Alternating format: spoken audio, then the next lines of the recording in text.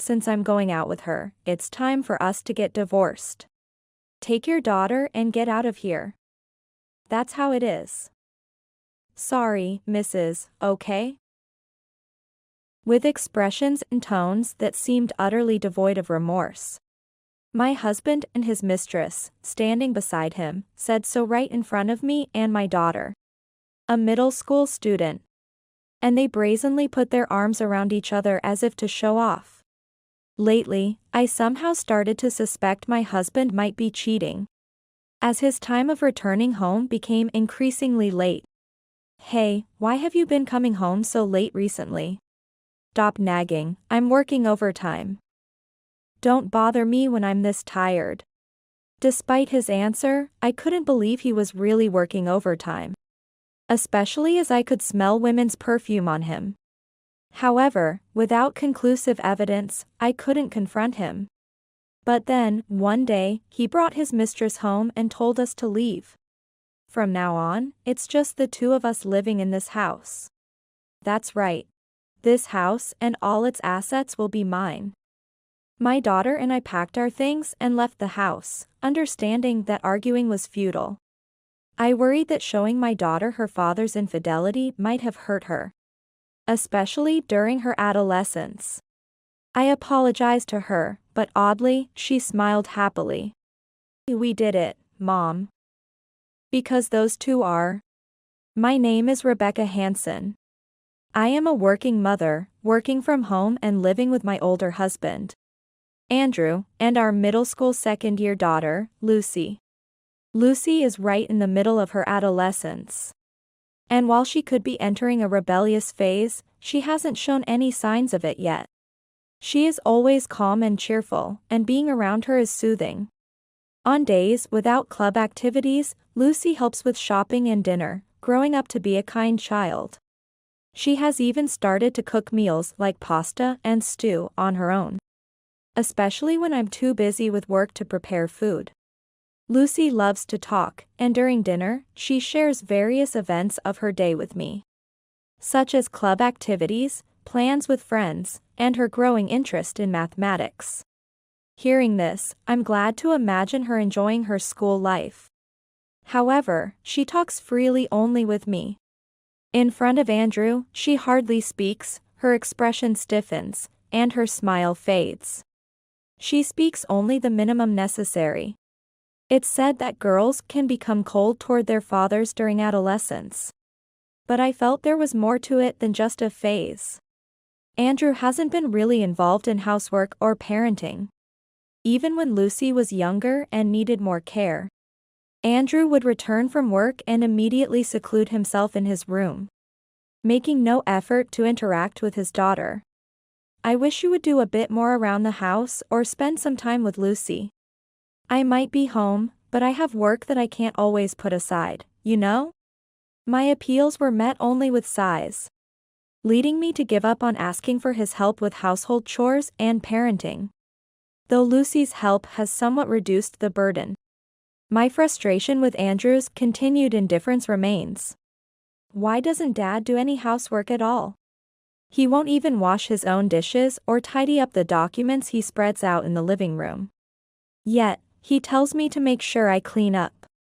Lucy expressed her frustration to me when we were alone. It was understandable that she felt irritated. Pondering what to do, I find myself sighing deeply when I'm alone. Andrew started to yell at Lucy and me about 2 years ago. Before, he would either ignore us or just sigh in response to anything we said, but recently, he has begun responding with shouts of anger.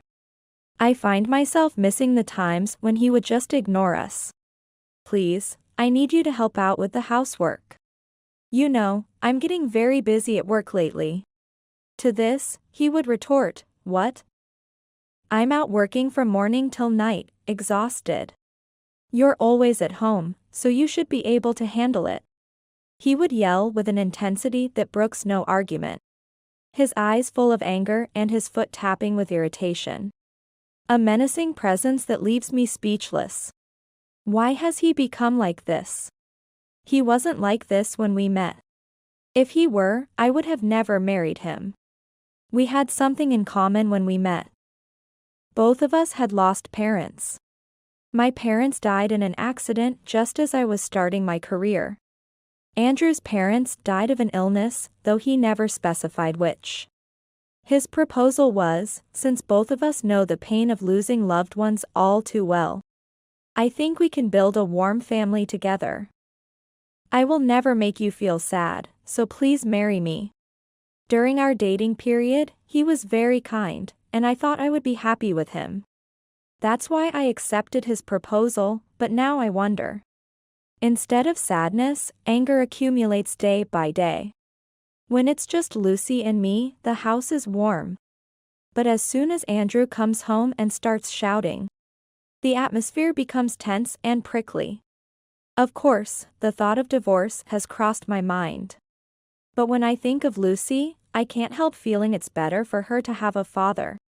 Even someone like him. I have no parents or relatives to turn to for advice. Having lost my parents, I've become sensitive to the loss of family, feeling a deep fear of it. So even when the thought of divorce comes to mind, I immediately shake it off. Thanks to Lucy, I've been able to endure. But she will soon be a high school student. To save up for her examination fees and high school entrance costs, I've been putting money into a separate account for her education for many years. It should have accumulated to a considerable amount. However, one day, I found the account balance was 0. The shocking number, 0, displayed on the ATM screen. I was bewildered. Searching for a reason but could only think that Andrew had something to do with it. I had never touched this money, using the cash card only to deposit money. Hey, did you withdraw money from Lucy's education account? Since I hadn't given Lucy the cash card or passbook, only Andrew could have withdrawn it. When he came home, I confronted him, but he refused to answer. Instead, he said, "Why does it matter if a woman doesn't go to school? Even if she takes exams, it's pointless, so it doesn't matter if the tuition money is gone." What? What are you talking about? Anger made my voice come out lower than it ever had. Lucy wants to go to high school, and isn't it a parent's duty to support her? And yet, to say that education is unnecessary because she's a woman? I wish he would stop belittling people. This response almost confirmed to me that he was the one who withdrew the tuition. If he had nothing to do with it, he would at least show some surprise at the money being gone. However, he casually made his previous statement. I unleashed my anger on him. Although I had always shrunk back in fear of being yelled at whenever I showed even the slightest defiance. This time I did not back down and kept arguing with him. Andrew's attitude remained consistent, never wavering from his biased view that women don't need education. Can you really call that a true family? When I confided in a close friend about Andrew, she responded with these words. Can you really call someone a father if he squanders money behind your back? And then insults Lucy like that? I nodded so much in agreement with her words that I thought my head might fall off. If you care about Lucy, cutting off such a father might actually be kinder to her. That's right, I had avoided choosing divorce thinking it was for Lucy's sake. But I was wrong. I began to consider that divorcing might be better for both her and myself. A week has passed since then. Dad is really the worst. Her cold voice echoed in the living room, slightly trembling as if trying to contain her anger. Her fists clenched so tightly it looked like her nails might dig into her skin. She found out that Andrew had withdrawn money from the account meant for her school fees. I had told her about the existence of that account. Thanks, Mom. I'll work hard to pass the exams for my preferred school. She had expressed her gratitude with a sparkling smile. But now, her expression was dark with despair. With a cold look filled with hatred, she glared sharply at Andrew. After muttering the worst again, she slammed the door and locked herself in her room. Perhaps being reprimanded by her daughter might have a greater effect on Andrew than anything I could say. However, when I looked at him, he seemed bewildered, as if he had no idea what had happened. What's with her? Such a cheeky attitude towards her father. It must be because of your poor upbringing, right? Despite it being his own fault, he directed his anger at me. It's astounding that he would use such words here. It's only natural for Lucy to be angry. Andrew had no right to be outraged. He refused to acknowledge his fault. Then, his returns home began to get even later. Although he used to come home by 8 p.m. even on days with overtime, it gradually shifted to 9 p.m. 10 p.m., and then there were days he wouldn't return even after 11 p.m. Hey, why have you been coming home so late recently? Stop nagging, I'm working overtime. Don't bother me when I'm this tired. I wondered if it was really overtime. My distrust in him grew, not just because of his late returns, but also because I could smell a floral perfume on him. At first, it was a faint scent, but over time the fragrance became stronger. It might be the scent from someone at work, but it was too strong to be just that. However, without proof, I couldn't confront him. Days went by without Andrew and Lucy speaking a word to each other.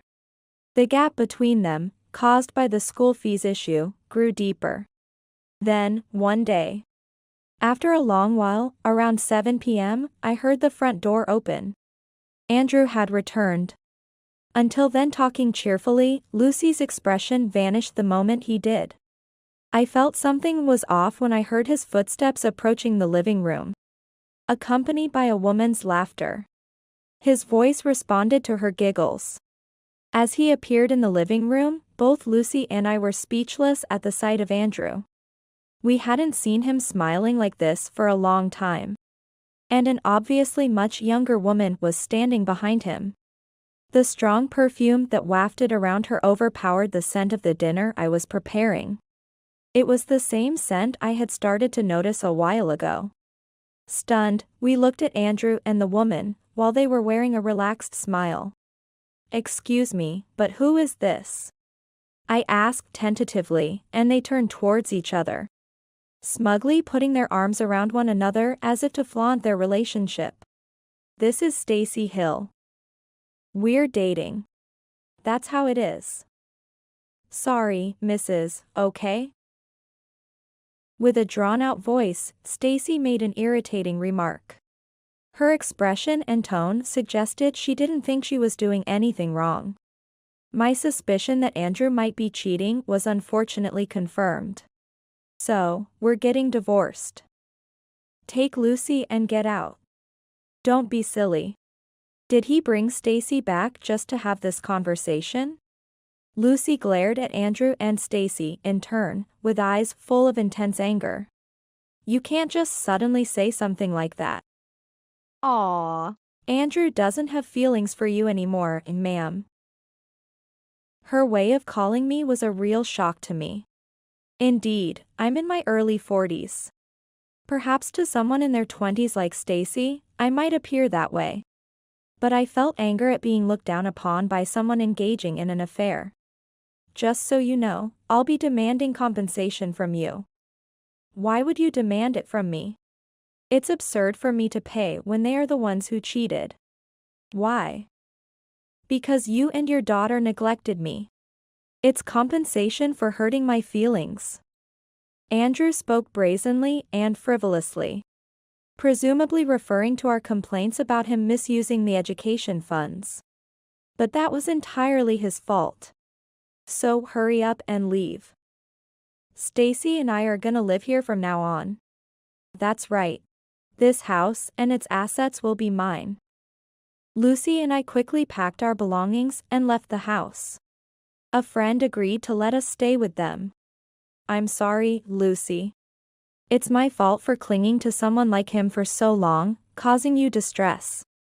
I might have left a scar on her by exposing her father's infidelity." However, Lucy seemed oddly happy. "We did it, Mom." "Huh?"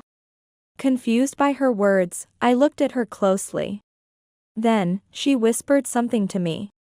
Later, we found ourselves facing Andrew and Stacy again. Accompanied by a lawyer, we were there for the divorce mediation. Stacy was smirking, her arm intertwined with Andrew's. I was almost impressed they could display such shamelessness in front of a third party. We demand compensation for the affair, as well as repayment for the misused education funds. When I stated this matter-of-factly, they didn't seem surprised, smiling foolishly as they responded. What nonsense are you talking about?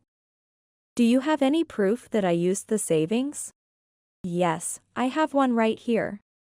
Andrew, not expecting evidence, stared at the proof I presented. This evidence wasn't collected by me, but by Lucy. In fact, she had realized Andrew was cheating, and had also caught wind that he was squandering her education fund on his mistress. Wait, this is different from what we discussed. I can't defend you like this. The lawyer frowned and whispered to Andrew.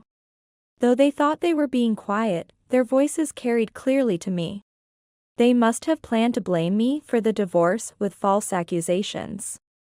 However, the divorce was finalized with Andrew being at fault, and we were able to obtain a lump sum payment for the compensation and the misused savings. Andrew acted nonchalantly, saying, "Well, it's not a significant amount." Despite being deserted by his lawyer and having to pay a substantial sum including Stacy's compensation. One might wonder why he remained smug, but I knew the reason. Looking down so they couldn't see my face, I secretly lifted the corners of my mouth into a smile. Half a year later, I received a call. The caller ID showed my now ex-husband, Andrew. I picked up the vibrating phone without hesitation, having anticipated he might contact me eventually. Hello?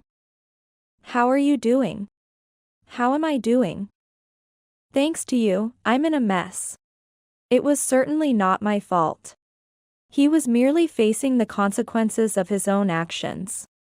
So, what's the trouble? Don't play dumb. Why did you tell my parents about the divorce and everything? He raised his voice in anger. Since it was a phone call, I couldn't see his face, and he couldn't lash out at me physically. I responded without fear. Well, if we're getting divorced, it's only right to inform the parents, isn't it? But why? He mumbled something in return, probably wondering how I knew his parents were alive. Actually, Andrew's parents weren't dead. So why had he lied all along? It was to monopolize their inheritance. His parents were quite wealthy, meaning their inheritance would be substantial. Being an only child, Andrew thought he could secure a large sum of money for himself if he kept his parents' existence a secret from me.